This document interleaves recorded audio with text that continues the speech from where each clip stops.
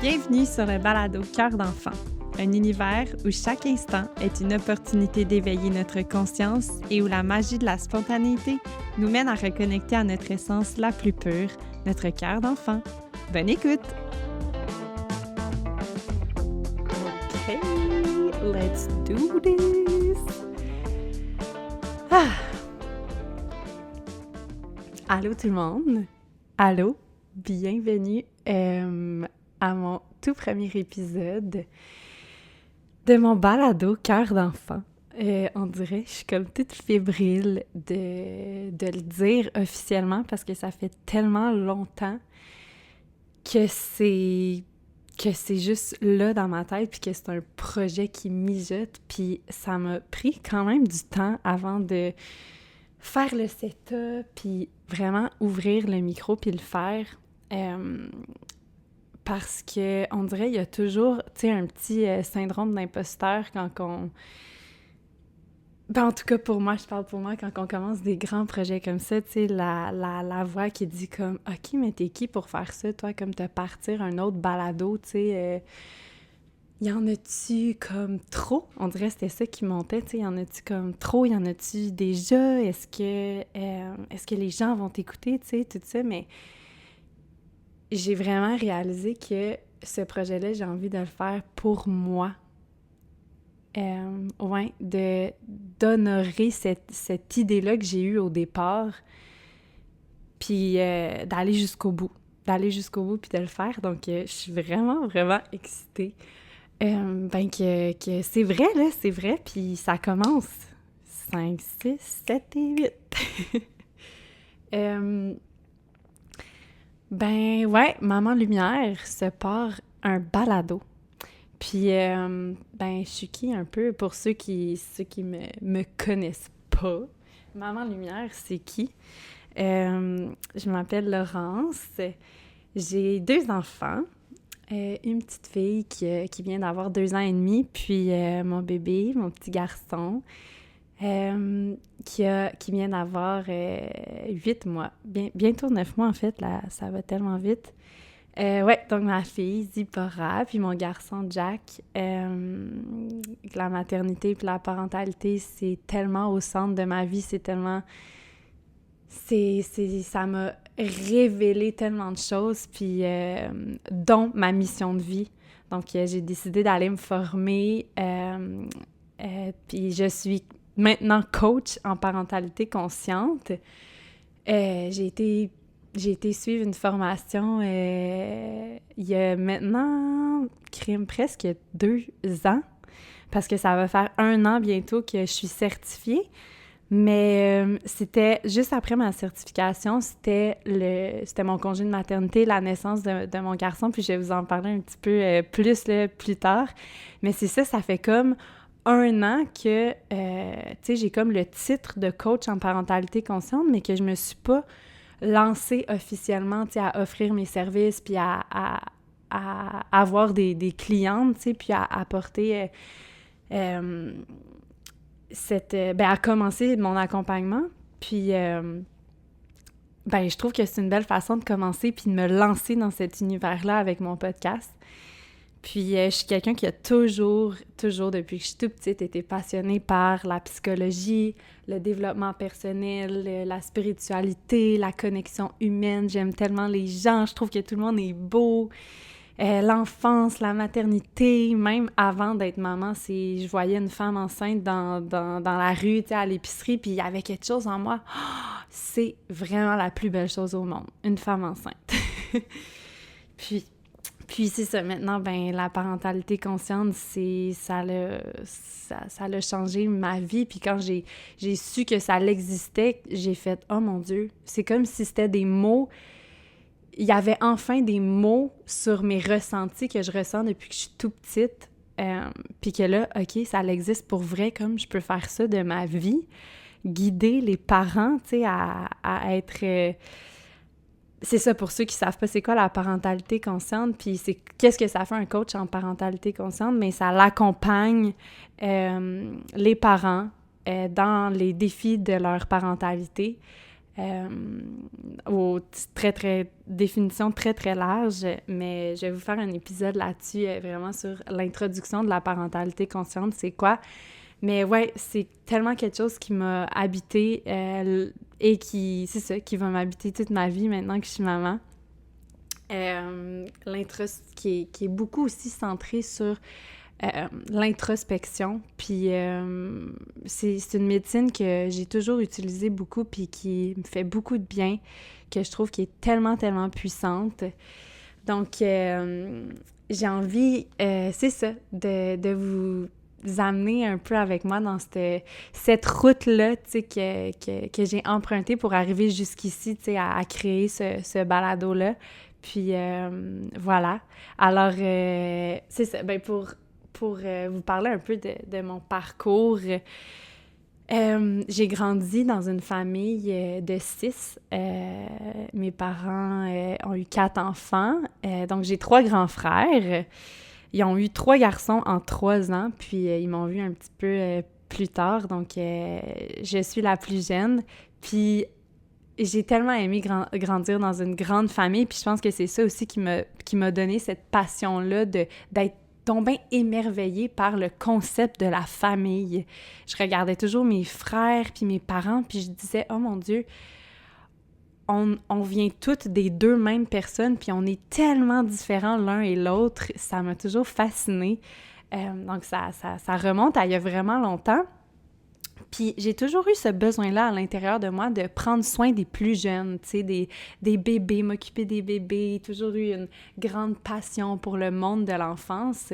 Puis, ben j'étais la plus jeune, donc je pouvais pas, tu sais, moi, m'occuper d'un petit frère ou d'une petite sœur. Puis je me souviendrai toujours la fois où ma maman me dit que j'étais la dernière, tu sais, qu'il s'arrêtait après 4 enfants, puis j'allais pas avoir de petits frères ou de petites sœurs, puis j'ai tellement pleuré quand elle m'a annoncé ça, c'était comme la fin du monde, puis on dirait, je sais pas, à partir de ce moment-là, j'ai fait « OK, mais tu sais quoi? Pas de problème, tu sais, je vais prendre cette information-là, puis je vais quand même m'occuper, tu sais, des enfants des autres, puis plonger dans cet univers-là quand même si je peux pas y goûter, tu sais, de prendre soin des plus jeunes dans mon propre nid familial. » J'étais tellement jeune, là, je vois, tu sais, en moi, la petite fille il y a une photo de moi, tu sais, je suis comme dans le jardin, puis je prends mon bébé, puis il y a quelque chose de tellement naturel, tu sais, je pense que j'ai peut-être 4 ans, puis comme si j'étais née pour être maman. Puis c'est ça, donc avec ça, j'ai grandi, puis dès que j'ai eu l'âge de pouvoir garder des enfants, je l'ai fait, tu sais, je pense que j'avais peut-être 9-10 ans, j'allais garder mes voisins, puis... après ça, j'ai été éducatrice en milieu familial pendant presque 10 ans, je crois. Ouais, ça m'a toujours habité, c'était une passion pour moi. Puis des fois, j'étais là, tu sais, ado, un peu plus vieille voyons, on dirait je m'emmerde, tu sais, qu'est-ce que je voudrais faire en ce moment? Puis j'étais comme, mais il semble que je prendrais soin d'un petit bébé comme en ce moment, tu sais, puis ça a toujours été, avant d'être maman, un vide un peu en moi que, ben, j'allais combler en m'occupant des enfants des autres, tu sais. Après ça, j'ai été en enseignement au primaire à l'université pendant 2 ans. Puis, en même temps, j'étais nounou. J'ai été nounou dans une famille de deux jeunes enfants pendant plusieurs années aussi. Puis, à peu près au même moment, tu sais, pour, mettons, plus entrer là, dans mon cheminement spirituel, puis ce qui a découlé, tu sais, de toutes ces expériences-là dans le milieu de l'enfance, c'était à peu près, c'était au même moment, là, j'étais à l'université, puis en enseignement, puis j'étais aussi nounou.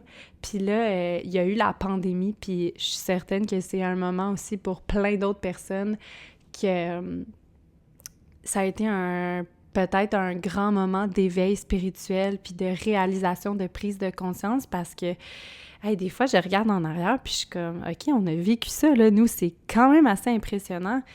Fait que ouais, pendant cette fameuse pandémie-là, j'ai eu beaucoup de remises en question par rapport à si c'est ça que je voulais faire vraiment, tu sais, être enseignante. Il y avait beaucoup de choses dans le système auxquelles je le sentais pas. Je le sentais juste pas à l'intérieur de moi. Il y avait beaucoup de résistance. Je me sentais tellement à ma place auprès des enfants, mais il y avait quelque chose qui me manquait, quelque chose de vraiment plus profond. Ben, j'ai réalisé que c'était pas tant la passion de l'enseignement puis de transmettre des savoirs qui m'allumait, puis de la relation enseignant-élève, mais c'était vraiment la relation parent-enfant dans le nid familial. Il y a quelque chose dans cette relation-là qui est tellement belle, tellement précieuse. Donc, ouais, j'avais beaucoup de remises en question. Là, vous devinez que finalement, j'ai juste fait 2 ans en enseignement, donc j'ai comme réalisé que c'était pas ma voie, mais ça m'a beaucoup formée. Puis, bref, pendant toutes ces remises en question-là, j'ai été, moi, voir une coach pour m'aider à me guider, à me supporter, à me comprendre dans tous ces questionnements-là.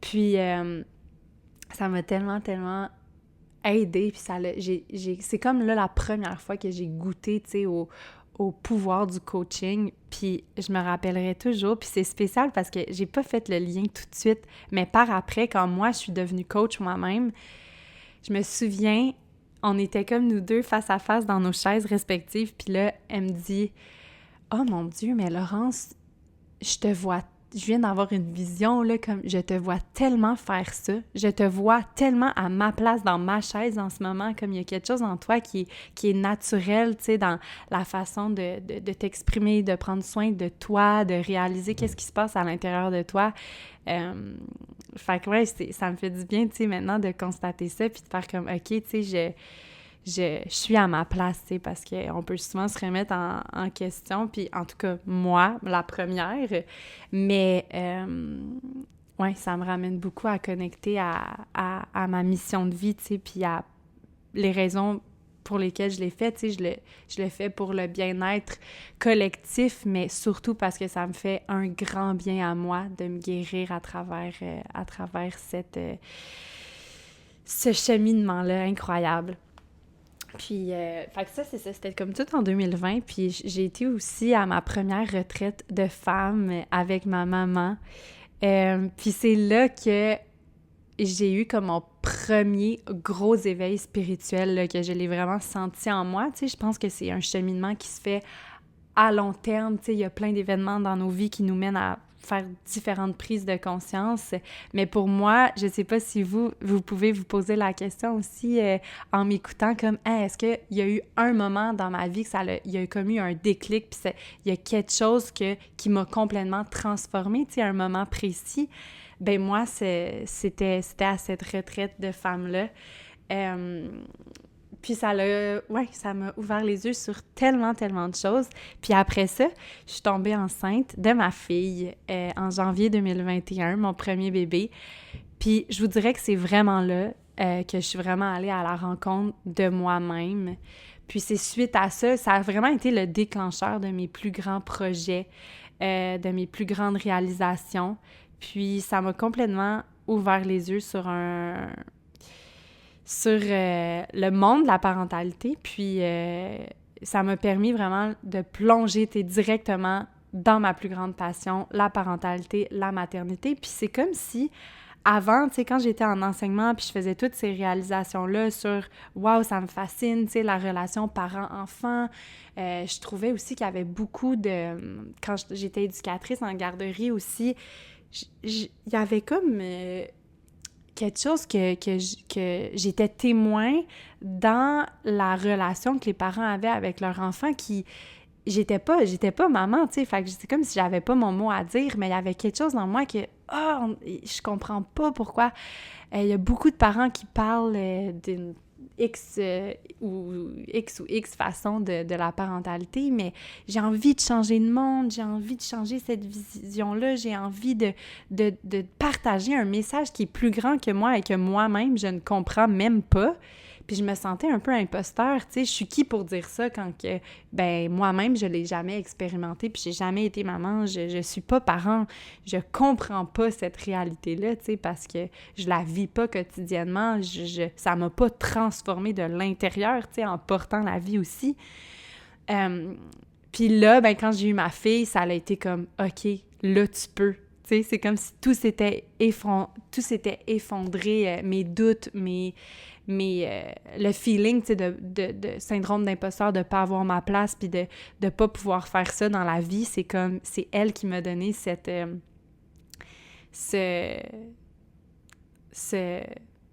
pouvoir-là, juste de cette motivation-là à y aller complètement.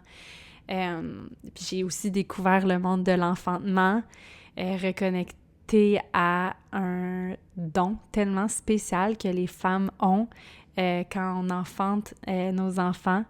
Puis ben c'est à partir de là aussi que je trouve qu'il y a un désir qui embarque de faire un travail personnel parce que tu veux être la meilleure version de toi-même pour tes enfants, parce que tu veux être un guide qui est là, qui est conscient, qui est aligné,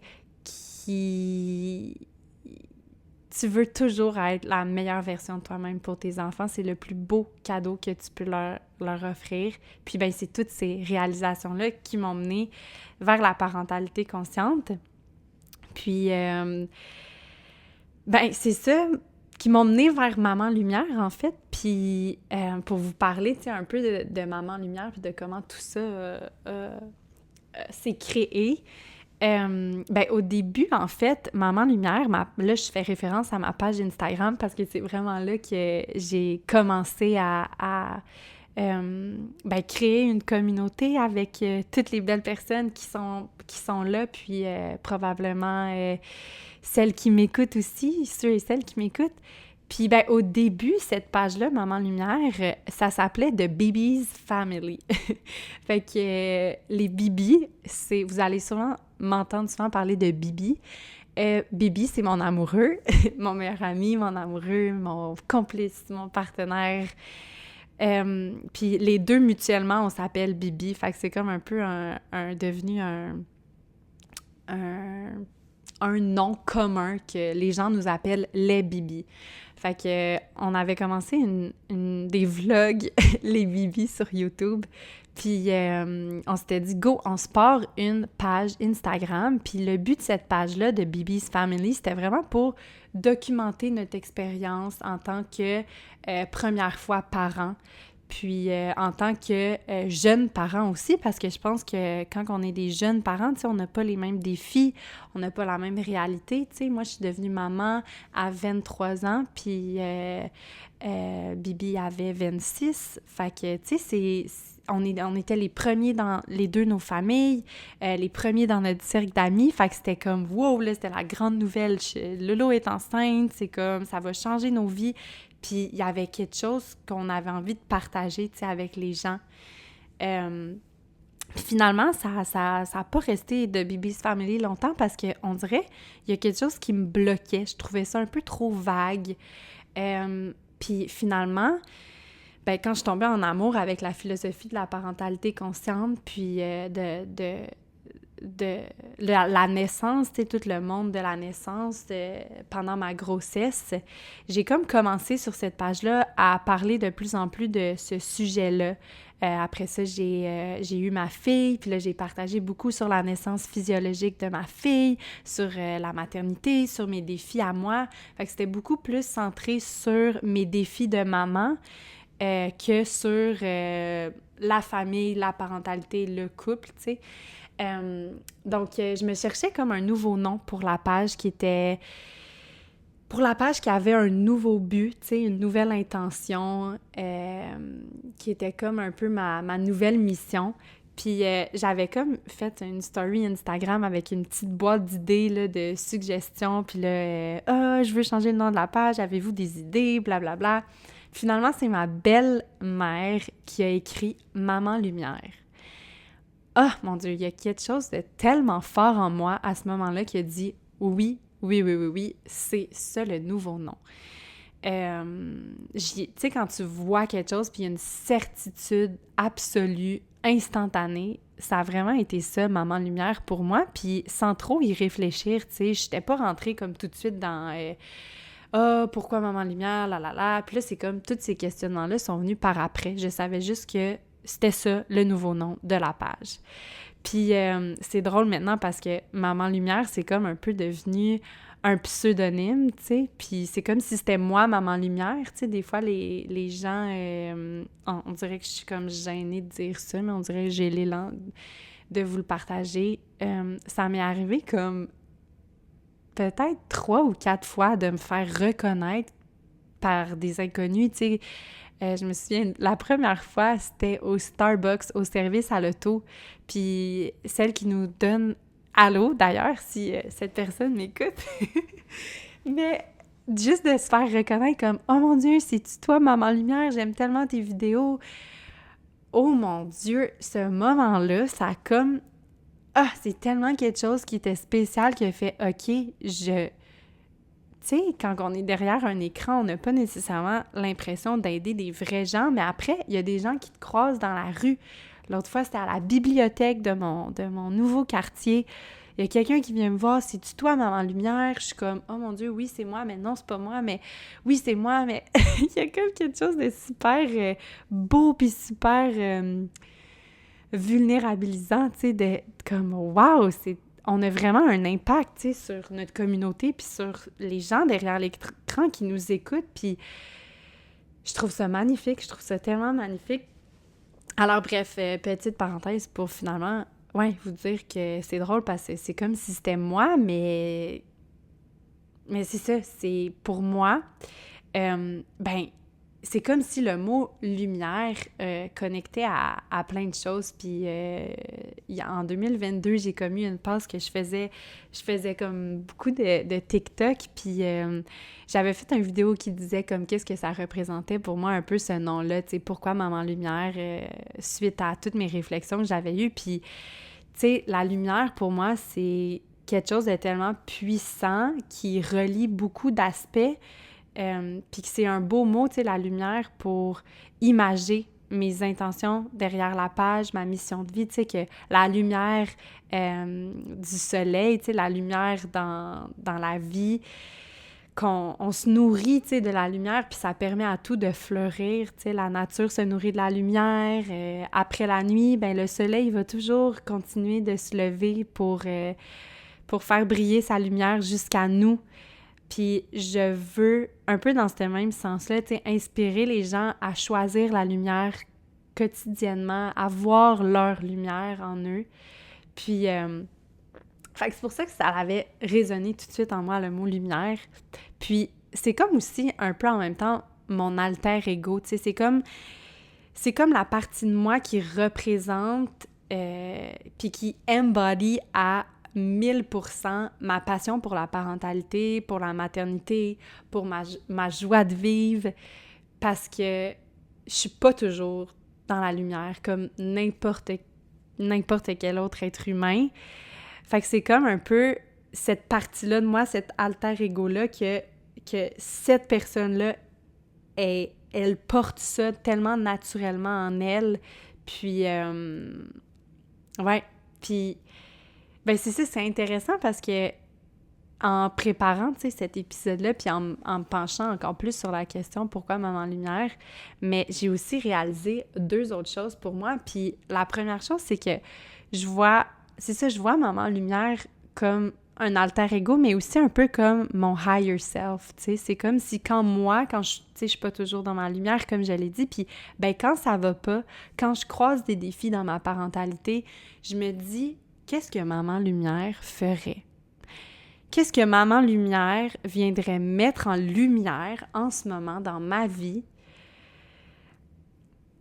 pour continuer d'avancer puis pour continuer de mettre le focus à la bonne place, pour me recentrer, pour me regrounder, pour mettre en lumière ma vérité. Puis ça l'a aussi, c'est ça, la deuxième chose, c'est que je vois aussi comme le nom de Maman Lumière, que oui, c'est toi, Maman Lumière, oui, c'est moi, mais c'est aussi toutes vous. c'est un peu comme un nom auquel toutes les mamans peuvent s'identifier. Puis, tu sais, c'est ça. J'imagine que comme la plus grande majorité de ma communauté sur les réseaux, que celles qui me suivent puis qui m'écoutent, c'est des mamans. Mais je veux aussi préciser que c'est...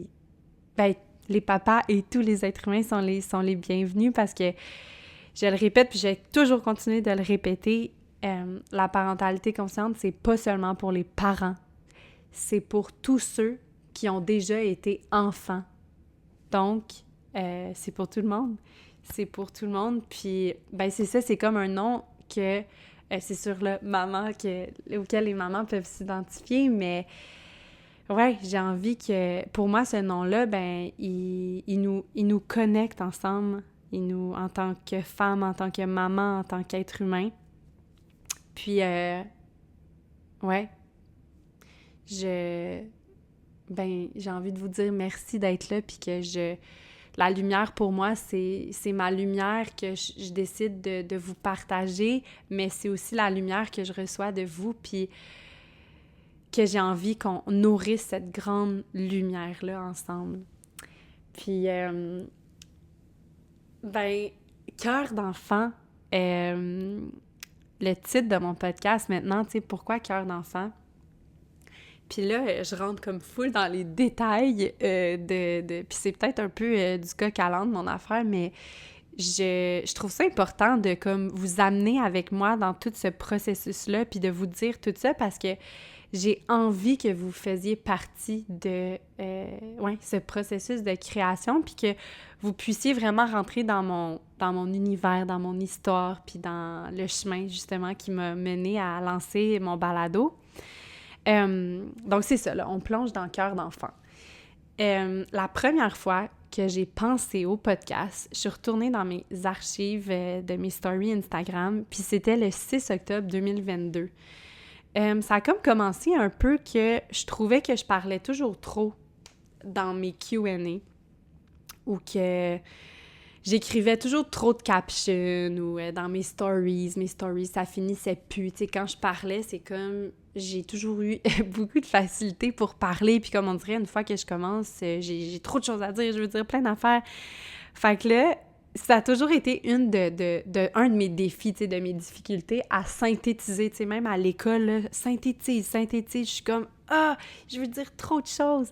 Mais j'ai une facilité à m'exprimer, à parler longtemps, puis même que des fois, fun fact, à l'école, quand j'avais des cours que j'étais comme, là je mets des guillemets, là, moins bonne, là, parce que on peut redéfinir qu'est-ce qui est bon et pas bon, mais c'est souvent, mes oraux qui faisaient monter full ma moyenne, puis qui m'ont même, à plusieurs reprises, permis de passer des cours.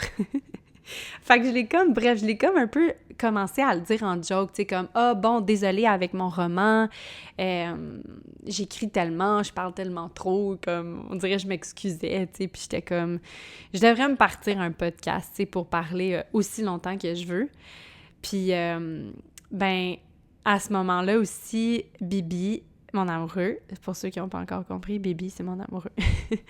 Bibi, il y avait un podcast aussi, fait qu'on dirait qu'il y avait comme quelque chose de... Tu sais, il y avait moins de friction, là. Je pouvais comme le partir un peu n'importe quand, mon podcast, parce que le matériel est tout là, fait que c'est un plan qui était quand même vraiment possible et envisageable. Puis, à partir de là, j'avais commencé à brainstorm un titre. Ça, c'était pendant ma 2e grossesse, à l'hiver 2023 environ. Puis là, j'avais comme ouvert un journal, puis j'avais noté vraiment tous les mots qui me passaient par la tête quand je pensais à ma mission de vie, puis quand je pensais à la parentalité consciente, quand je pensais vraiment à qu'est-ce que je voulais transmettre avec Maman Lumière. Puis... plusieurs idées étaient sorties, dont Cœur d'enfant. Puis je trouvais que ça feelait right à ce moment-là. J'étais comme, ouais, je le feel. Finalement, l'idée a continué de mûrir pendant tout ce temps-là. c'est ça. Là, j'ai eu une deuxième grossesse. On était à Montréal aussi à ce moment-là. Là, on a décidé avec 2 enfants de déménager en campagne, de quitter la ville pour se rapprocher de nos familles. J'étais aussi au plein cœur de ma formation en parentalité consciente. Je préparais, c'est ça, ma grossesse, puis ma super belle naissance à domicile. Mais tu sais, ça demande aussi une certaine préparation. Puis ben après, postpartum, tu sais, l'adaptation de la vie à 2 enfants, beaucoup, beaucoup, beaucoup de travail intérieur, énormément. Je vous reparlerai de la transition 1 à 2 enfants. Mais ouais, tu sais, c'est la roue de la vie qui va toujours plus vite qu'on souhaiterait, tu sais. Mais là, c'est ça. Here I am. Puis je pense que j'ai toujours su au fond de moi que j'allais vraiment le faire, tu sais. Le désir est là depuis vraiment longtemps. Mais ouais, j'avais beaucoup de peur, beaucoup de résistance, comme je parlais au début, le syndrome de l'imposteur. Puis, dans les derniers mois, je me suis dit, OK, go, go, go, go. Je suis comme tannée, là, qu'il y a comme quelque chose de lourd, là, qui pèse, que, tu sais, quand t'as un projet, des idées dans la tête, puis là, c'est comme, c'est trop dans ma tête. J'ai envie que ça sorte, que ça soit plus grand que moi. J'ai envie que ça soit, d'y toucher, tu sais, à toutes ces idées-là, comme intangibles. J'ai envie que là, ça soit tangible, tu sais. Fait que, ouais, j'ai écouté beaucoup, beaucoup de podcasts dans les derniers mois. J'ai pris une grande pause des réseaux sociaux suite à la naissance de mon gars, tu sais, pour vraiment... J'avais tellement un grand besoin de reconnecter à moi-même. Puis, fait que c'est ça, j'avais pas de réseau, donc j'ai... Ben, de réseau. J'avais du réseau, j'avais pas de réseaux sociaux. Fait que là, je me suis mis à écouter beaucoup de podcasts dans les derniers mois pour m'aider aussi, tu sais, à brainstormer, puis à me donner courage, à m'immerser un peu dans l'univers du podcasting. Puis j'ai découvert le podcast, ça s'appelle le podcast Altitude par Karine Ruel. Puis il y a vraiment une phrase qui m'est restée en tête. Puis ça m'a vraiment aidée à matérialiser mon balado, tu sais, vraiment me propulser puis aller jusqu'au bout, à le faire pour vrai. Puis elle disait, puis là je paraphrase vraiment, mais elle disait juste le fait d'avoir eu l'idée dans ta tête, c'est ton signe que tu dois le faire. On dirait que j'étais comme, mais oui, c'est tellement ça, c'est... Là, c'est trop dans ma tête, j'ai juste besoin de le faire, puis j'ai pas besoin de me remettre en question plus que ça. Mon signe, c'est que j'ai eu l'idée. Que ça peut simplement s'arrêter là, tu sais. Puis après ça, il y avait toute la peur que ça soit parfait, puis que est-ce que je m'exprime assez bien? Est-ce que je connais assez bien, je sais pas, tu sais, mes sujets, comme il y a une pression qu'on se met tellement. Puis là, dans un autre balado aussi que j'ai full écouté, l'état du jeu. Si vous connaissez pas ce balado, l'état du jeu, allez voir. J'aime beaucoup, beaucoup, beaucoup les 2 animatrices, des tellement belles, humaines. Puis, je sais plus c'est qui disait quoi, là, puis là, je paraphrase aussi, mais je pense que je suis pas pire, là, parce que je l'ai écrit, je l'ai noté, puis je pense que je vais dire la bonne chose.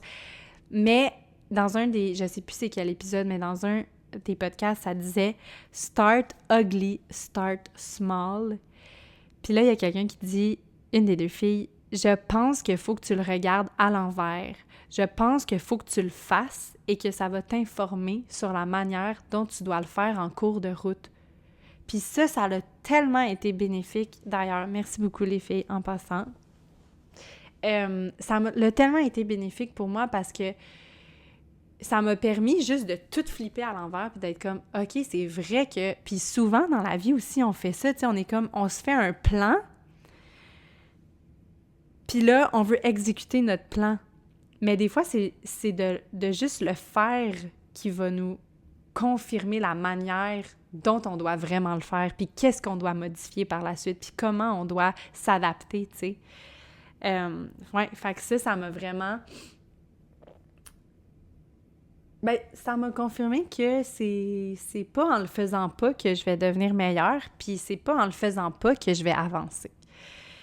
Fait que, voilà, cœur d'enfant, pour moi, cœur d'enfant, tu sais, le cœur, pour moi, c'est notre vérité, se connecter à son cœur, tu sais, à son monde intérieur, c'est à se connecter aussi à sa vitalité, tu sais, notre cœur est bas, on est en vie, on fait un travail, tu sais, quotidien, on expérimente des choses dans le monde, puis le cœur, c'est ce qui nous permet d'être en vie, puis c'est aussi comment on veut vraiment profiter de notre incarnation sur la Terre, de nos prises de conscience. Puis le mot « enfant », pour moi, est tellement puissant, c'est de se connecter à notre enfant intérieur, que je vais beaucoup, beaucoup parler dans le monde de la parentalité consciente. On utilise beaucoup notre enfant intérieur pour cheminer. Puis c'est aussi se connecter à cette joie de vivre-là, à cette naïveté, à cette spontanéité, de jouer, de salir, d'essayer, d'échouer, de recommencer, d'apprendre, de désapprendre, de réapprendre. Puis, ouais,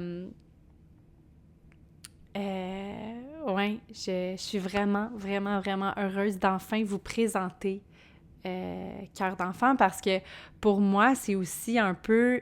Ben en fait, c'est vraiment, vraiment ça, c'est de faire honneur à la petite moi, à la petite fille en moi, puis à la maman maintenant qui a toujours su garder son cœur d'enfant, de lui dire « Hey, tu le fais, bravo, sois fière de toi, tu le fais. » Puis je sais que la petite fille serait vraiment, vraiment, vraiment heureuse et fière de m'entendre, tu sais, aujourd'hui, enregistrer mon premier épisode. Puis c'est quelque chose que j'ai toujours nourri, moi, mon cœur d'enfant, puis que ça a été des remarques aussi dans ma vie que j'ai eues quand je rencontrais des gens, quand je croisais des gens qui me rencontraient. Puis même ado, je me le faisais dire un peu comme si c'était quelque chose de négatif. Tu sais, je sais pas, on dirait à l'adolescence, tu veux un peu être cool, être hot. Puis on dirait, moi, ça m'a tellement toujours habité. J'avais souvent l'air d'un enfant, tu sais, comme très dans ma joie, puis comme dans juste d'être toujours avec des enfants, tu sais, j'avais des amis qui étaient comme « Oh mon Dieu, tu passes comme toutes tes journées, toi, à travailler, genre dans une garderie avec des enfants. » Puis pour moi, il y a quelque chose de tellement nourrissant d'être avec des enfants que j'ai toujours su en moi que les enfants nous apprennent beaucoup plus qu'on le pense, et même on pense que nous, les parents, les adultes, on doit tout leur apprendre, mais c'est l'inverse, c'est eux qui nous apprennent qui on est, puis c'est quoi la vie vraiment, c'est quoi l'essence de la vie, de reconnecter à cette naïveté, cette spontanéité-là. Puis mes intentions aussi derrière, tu sais, le podcast, c'est ça, tu sais, de se reconnecter à cette spontanéité-là de l'enfance qu'on a souvent perdue quand le monde adulte arrive dans nos vies puis prend trop de place, tu sais, dans la société dans laquelle on vit. Puis, quand j'ai commencé à travailler sur le podcast, j'ai commencé à utiliser ChatGPT, là. Mon amoureux, il était comme « Utilise ça, tu sais, pour t'aider à brainstormer. Voilà vraiment comme un cobaye et tout. » Puis j'avais full pendant, je pense que ça fait 1 an, là, tu sais, qu'il me disait, puis j'avais full de résistance. Puis finalement, comme on dirait, je me suis lancée, j'ai fait « OK, comme je le prends comme mon allié. » Puis ouais, je voulais savoir, tu sais, si spontanéité, c'était ça vraiment que je recherchais, tu sais, dans le podcast, parce que c'est vraiment, quand je le décris, quelque chose qui revient, ce mot-là, beaucoup, beaucoup, que ça me parle beaucoup. Fait que j'ai demandé à ChatGPT, en fait, c'est quoi la spontanéité? Puis je vous le lis, OK? Parce que c'est vraiment au cœur du podcast Cœur d'enfant. La spontanéité est la qualité de ce qui est fait ou dit de manière impromptue, sans préparation ou planification préalable. C'est l'état d'esprit où une personne agit ou réagit de manière naturelle, sans contrainte ou inhibition, souvent guidée par ses instincts, ses émotions ou ses impulsions du moment. La spontanéité peut être associée à la créativité, à l'authenticité et à la vivacité d'esprit. Puis pour moi, c'était tellement ça, c'était « OK, si j'ai un balado, je veux que ce soit spontané, je veux justement pas rentrer dans la perfection, dans la peur, dans les attentes. » Je le fais au départ pour moi, un peu comme un journal, tu sais. J'ai envie juste d'ouvrir mon micro comme si je faisais du journaling pour partager mes pensées sur un sujet, puis ouvrir vraiment une chambre d'écho pour qu'ensemble, on puisse grandir dans l'imparfait, de façon full naturelle, full spontanée, un peu comme un enfant qui parle, tu sais, j'ai envie de laisser mon cœur d'enfant parler. Puis une autre grande intention derrière le balado, c'est que c'est vraiment ma mission de vie, puis je pense vraiment que je suis venue sur la Terre pour ça, pour transmettre ce message-là du bien-être, de la philosophie de la parentalité consciente. Puis j'ai envie que ce soit plus accessible parce que, tu sais, on va se dire, c'est pas tout le monde qui peut s'offrir un coaching privé, tu sais. Qui a les moyens, puis qui a les ressources aussi, tu sais, ça prend du courage aussi juste pour le faire, tu sais, pour te booker un coaching avec quelqu'un, puis d'être comme, OK, là, je veux travailler sur telle chose dans ma vie pour reconnecter à moi-même, pour reconnecter à quelque chose que j'ai perdu, pour apporter plus de sens dans ma vie, pour être plus alignée, ça demande beaucoup de travail sur soi, beaucoup d'introspection. C'est pas tout le monde qui peut avoir accès à ça. Donc, je me dis que peut-être qu'avec mon balado, de rendre le message de la parentalité consciente, de le rendre accessible, plus accessible, que le plus de personnes possible puissent avoir accès à ça. Parce que je suis convaincue, sincèrement convaincue que ce message-là, le message de la parentalité consciente peut contribuer à guérir l'humanité, vraiment. Pas moins que ça. C'est full un gros statement, mais ouais, que ce soit, tu sais, une petite phrase à un moment donné qui va semer une graine dans votre esprit, puis que vous faites des prises de conscience après par rapport à ça, suite à un mot, 2 mots, une phrase, un épisode, tu sais, c'est tellement ça que je veux de partager ce message-là qui est tellement plus grand que nous. Puis comme Dr. Shefali, ma mentor, c'est elle en fait qui a formé l'école de coaching Institute en Conscious Parenting. Si vous la connaissez pas, c'est sûr que vous allez souvent en entendre parler. C'est vraiment ma mentor. Puis, ben, comme elle le dit, elle dit « Heal humanity one child at a time ». Heal humanity one child at a time. Puis, c'est tellement ça. Puis, pour y arriver, ben, il faut que ça passe par notre propre guérison, tu sais, en tant qu'adulte, en tant que parent, pour aider, tu sais, à préserver l'authenticité de nos enfants, puis préserver cette spontanéité-là, cette joie de vivre-là, cette essence tellement pure que chaque enfant porte à l'intérieur d'eux. Puis, tu sais, avec le podcast, je veux vous parler de plein de choses. Tu sais, on va aller dans plein de directions différentes, pas nécessairement juste la parentalité, juste la maternité, même si c'est des sujets qui m'habitent au plus haut point puis qui sont vraiment au corps de ma mission. Mais la spiritualité, le développement personnel au sens large, tu sais, c'est vraiment pour tout le monde. C'est le message de la parentalité consciente est vraiment plus grand que la parentalité. Puis j'ai hâte qu'on explore plus ensemble cet univers-là avec vous. Donc, ouais, Voilà, je pense que j'ai fait le tour de tout ce que je voulais vous dire pour ce premier épisode-là. Donc, voilà, Cœur d'enfant est officiellement dans l'univers. Hey, je l'ai faite, puis je suis fière. Je suis fière de moi. Puis c'est important de le dire, ça. Je suis fière de moi. Bravo, bravo, bravo. Puis je veux aussi remercier mes amis.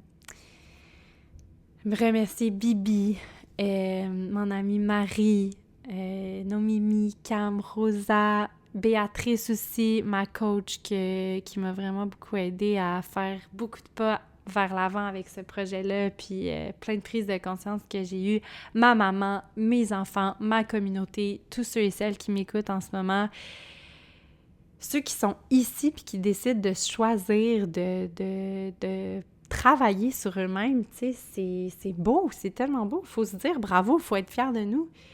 Puis merci de m'encourager depuis le début, tu sais, à me faire confiance puis à m'aider à participer à cette communauté-là qu'on crée ensemble qui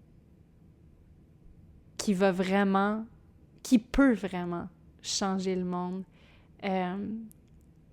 Parce qu'on peut toujours apprendre, réapprendre, puis se reconnecter à toujours plus de lumière, puis à partager toujours plus de lumière dans le monde. Donc, merci. Je suis toute émue. Je pense que ça finit de même. À bientôt! Bisous!